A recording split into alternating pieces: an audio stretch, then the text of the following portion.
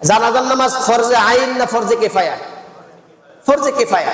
এখন জানাজার নামাজ যদি ফরজে আইন হইতো সবার পড়া লাগতো, ফরজে আইন এই জন্য কিছু মানুষ আদায় করলেই আর কিছু মানুষ না আসলেও সবার পক্ষ থেকে এটা আদায় হয়ে যায়। কথা বুঝছেন? সম্মানিত উপস্থিতি, পেয়ারে হাজিরিন, আল্লাহ রাব্বুল আলামিন আপনার আমার জন্য যে মাসের একটা হিসাব সিস্টেম দিয়েছেন, এটা এখন থেকে না, পৃথিবীর সৃষ্টি লগ্ন থেকে।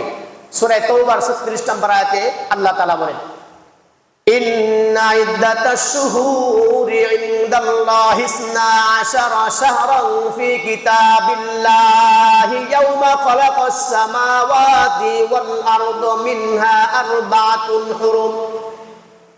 নিশ্চয়ই পৃথিবীর শুরু লগ্ন থেকে আল্লাহ তাআলা হিসাব মতে তিনি 12টি মাস দিয়ে একটি হিসাবের সূচনা করেছেন এবং এই 12 মাসের ভিতরে 4টি মাস অত্যন্ত গুরুত্বপূর্ণ, গুরুত্ব বহন করে 4 মাস। কথা বুঝতে পারছেন? এটা আজকে থেকে না, পৃথিবীর শুরু লগ্ন থেকে আল্লাহর দেওয়া মাস এগুলো। কার দেওয়া? আল্লাহর দেওয়া। আমাদের তো হিসাব নেই, আমরা বলতে পারি না, জানিও না, খুঁজও রাখি না। এই জন্য আরবি মাসের প্রথম মাসের নাম হলো মুহাররম। কি মাস? সবাই একটু আমার দিকে লক্ষ্য করেন। আরবি মাসের প্রথম মাসের নাম কি? মুহাররম। আর আরবি মাসের শেষের যে মাস, শেষের মাসের নাম হলো জিলহজ। কি মাস? মুহাররম আর জিলহজ। মুহাররম হলো প্রথম মাস, জিলহজ হলো শেষ মাস। আল্লাহ তাআলা এই জিলহজ মাসকে সম্মানিত করেছেন। জিলহজ মাসের গুরুত্ব ইসলামের ভিতরে বহু, বিশেষ করে জিলহজ মাসের ভিতরে আল্লাহ রাব্বুল আলামিন যে হজের বিধান রেখেছেন, এটা হলো জিলহজ মাসের ভিতরে। জিলহজ মাসের বাইরে যদি আপনি হজ করেন তাহলে হজ আদায় হবে না। এমন গুরুত্বপূর্ণ একটি ইবাদত, যেটা খোদাই ফরজ, আল্লাহর বিধান মতে যেটা ফরজ, এটা আল্লাহ তাআলা রাখছেন কোন মাসে? জিলহজ মাসে। আবার দেখেন আল্লাহ রাব্বুল আলামিন এই জিলহজ মাসের 10 তারিখে মুসলমানদের দ্বিতীয় ধর্মীয় উৎসব ঈদুল আযহা তথা কুরবানির ঈদ। কোন ঈদ? কুরবানির ঈদ। এই ঈদুল আযহা এটাও জিলহজ মাসের 10, 11, 12 তারিখে করতে হয়। ইহার বাইরে যদি আপনি কুরবানি করেন তাহলে সেই ঈদুল আযহা বা কুরবানি হবে না। হবে বলেন? কুরবানি হবে? ঈদুল আযহা উদযাপন করা হবে, পালন করা হবে? হবে না। তো কাজেই এই গুরুত্বপূর্ণ দুইটি ইবাদত, এই ইবাদতগুলো আল্লাহ রাব্বুল আলামিন রেখেছেন জিলহজ মাসের ভিতরে। কোন মাসে রেখেছেন? জিলহজ মাসের ভিতরে। এই জন্য জিলহজ মাস অত্যন্ত গুরুত্বপূর্ণ মাস, কারণ এই মাসের ভিতরে হাজী সাহেবরা হজ করতে বাইতুল্লাহে চলে যান।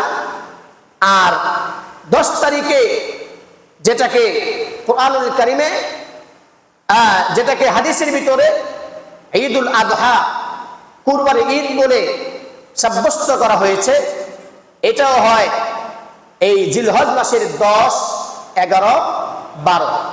কয় তারিখ বললাম? জিলহজ মাসের 10, 11, 12।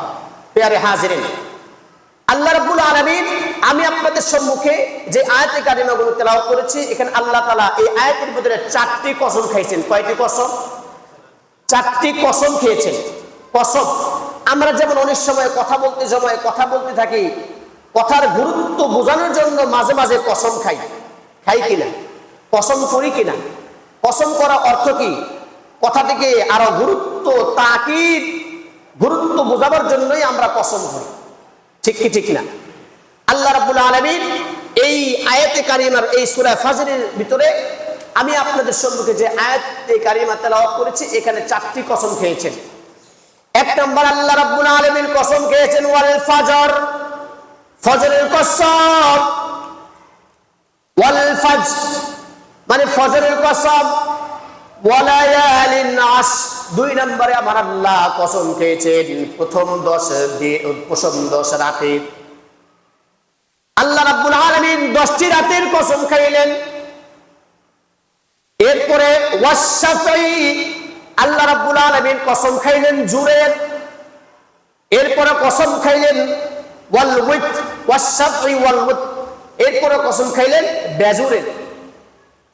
অর্থাৎ আল্লাহ রাব্বুল আলামিন ওয়াল ফাজরি ওয়া লায়ালিন আশরি ওয়াশ-শাফঈ ওয়াল ওয়িত, 4টা কসম খাইলেন। আল্লাহ তাআলা বুঝাইতে চান যে অবশ্যই ফজরের কসম। ফজর দ্বারা উদ্দেশ্য কি? রাইসুল মুফাসসিরিন আব্দুল্লাহ ইবনে আব্বাস রাদিয়াল্লাহু আনহু বলেন, এই ফজর দ্বারা উদ্দেশ্য হলো যে ঈদের দিন ফজরের যে নামাজ, সেই ফজর উদ্দেশ্য। একটু আওয়াজ দিয়ে বলেন সুবহানাল্লাহ। ঈদের দিন অর্থাৎ ঈদুল আযহার দিন যে ফজরের নামাজ, এই ফজরের নামাজ উদ্দেশ্য। এটা রাইসুল মুফাসসিরিন আব্দুল্লাহ ইবনে আব্বাস রাদিয়াল্লাহু আনহু বলতেছেন। আর ওয়ালায়ালিন আশর, যে 10টি রাতের কসম আল্লাহ খাইলেন, এই 10টি রাত কোন রাত? বলে জিলহজ মাসের প্রথম রাত, প্রথম 10 দিন, প্রথম 10 রাত। এই 10 রাত দ্বারা উদ্দেশ্য হলো জিলহজ মাসের প্রথম 10 রাত। জিলহজ মাসের 1, 2, 3, 4, 5, 6, 7, 8, 9, 10, অর্থাৎ 10 তারিখে আমরা কুরবানি করি। এই যে 10টা রাত, এই 10 রাতের কসম খেয়েছেন। এরপর আল্লাহ রাব্বুল আলামিন কসম খাইলেন ওয়াশ-শাফঈ, জুর। এখানে জুর যারা, এখানেও মুফাসসিরিনে কেরাম বলেন জুর যারা উদ্দেশ্য হলো ইয়াউমান নাহার, 10 তারিখ কুরবানির দিন। এরপরে আল্লাহ রাব্বুল আলামিন কসম খাইলেন ওয়াল ওয়াত, মানে বেজুরের। বলে বেজুর দ্বারা উদ্দেশ্য কি? বলে হজের দিন 9 তারিখ, আরাফার দিন। এই আরাফার দিন হলো এই বেজুর দ্বারা উদ্দেশ্য, আরাফার দিনের উদ্দেশ্য। আল্লাহ রাব্বুল আলামিন পবিত্র কালামের ভিতরে এই যে কসমগুলো খাইলেন, এই কসমগুলো খেয়ে আল্লাহ তাআলা জিলহজ মাসের প্রথম 10 দিনের গুরুত্ব বোঝানোর জন্য আল্লাহ রাব্বুল আলামিন কসম খাইলেন। 9 তারিখের কসম করলেন, কারণ হলো 9 তারিখ আরাফার দিন, গুরুত্বপূর্ণ একটা দিন। আবার 10 তারিখ কুরবানির দিন, এটাও একটি গুরুত্বপূর্ণ দিন। আমার আল্লাহ 10 তারিখের ফজরের কসম খাইলেন। 10 তারিখে কুরবানির ফজরের যে ফজর, সেই ফজরের কসম খাইলেন। আল্লাহ রাব্বুল আলামিন বোঝার জন্য, তাকিদ দেওয়ার জন্য কসম করে বললেন ওয়াল ফাজর, কসম ফজরে। আল্লাহ তাআলা বিভিন্ন জায়গায় কসম খেয়েছেন, বিভিন্ন জায়গায় আমার আল্লাহ কসম খেয়েছেন কোরআনুল কারীমের ভিতরে।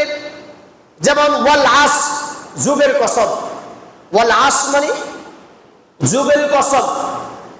ওয়াস সামাই যাতিল বুরুজ, তারকা বিশিষ্ট আসমানের কসম।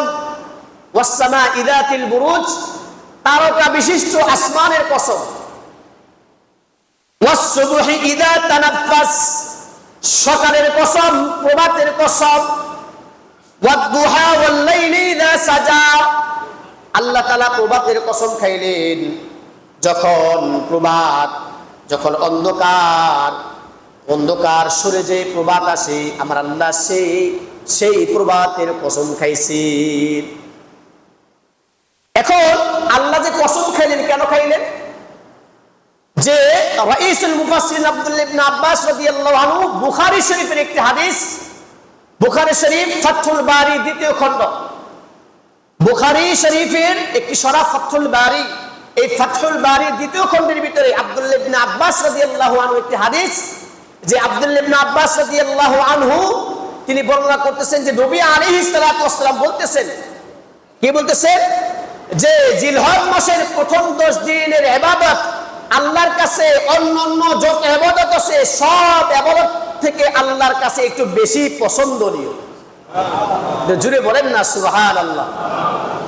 হযরত সাহাবায়ে কেরাম বললেন, ইয়া রাসূলুল্লাহ, যদি জিহাদ হয়, নবীজি বললেন, যদি জিহাদ হয়, জিহাদের চাইতো জিলহজ মাসের প্রথম 10 দিনের ইবাদত আল্লাহর কাছে একটু বেশি পছন্দনীয়। সাহাবায়ে কেরাম বললেন, ইয়া রাসূলুল্লাহ, যদি কেউ জিহাদের ময়দানে শহীদ হয়ে যায়, তার জানমাল নিয়ে শহীদ হয়ে গেছে। নবীজি বললেন, যদি কেউ শহীদ হয়ে থাকে, শুধু তার জানমাল নিয়ে কেউ যদি শহীদ হয়ে থাকে, এই ব্যক্তি বাদ দিয়ে আর অন্যান্য যত আমল রয়েছে, অন্যান্য যত সময় রয়েছে, এই সবগুলো সময়ে যত নেক আমল করা যায়, জিলহজ মাসের প্রথম 10 দিনের নেক আমল আল্লাহর কাছে অন্য সময়ের ইবাদত থেকে আল্লাহর কাছে বেশি পছন্দনীয় ইবাদত।